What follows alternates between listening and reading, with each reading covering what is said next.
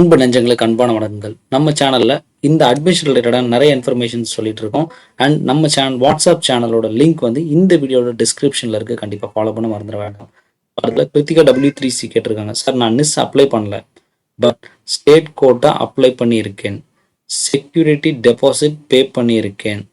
But is there any possibility to apply NIS for round 2? Please clarify any one. ஹெல்ப்மின்னு கேட்டிருக்காங்க. அதாவது இதில் வந்து உங்களோட மார்க் எவ்வளோன்னு நீங்கள் கொடுக்கல. பொதுவாக நான் ஒரு விஷயம் சொல்கிறேன். அதாவது நெஸ்ஸோட இது இப்போ மேக்ஸிமம் ஆல்மோஸ்ட் ஒரு 90% ஃபில் ஆகிடுச்சு. சரியா? 90 to 95% ஃபில் ஆகிடுச்சு.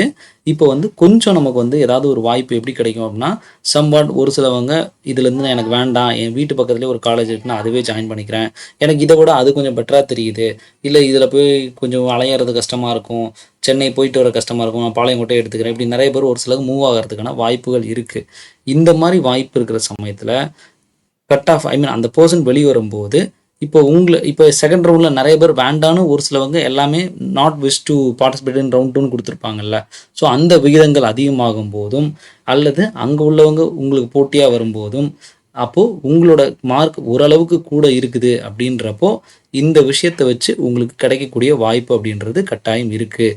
ஸோ அதனால் இது வந்து இந்த ஃபேக்டர்ஸ் எல்லாம் பேஸ் பண்ணி தான் வருமே ஒழிய எடுத்தோன்னு நம்ம வந்து இதில் டிஃபைன் பண்ண முடியாது. ஸோ அதனால் தயவுசெய்து நீங்கள் இந்த விஷயத்தை தெரிஞ்சுக்கிட்டு அதன் பிறகு பிளான் பண்ணுங்கள். அதுதான் கரெக்டான ஒரு ஆப்ஷன்ஸாக இருக்கும்.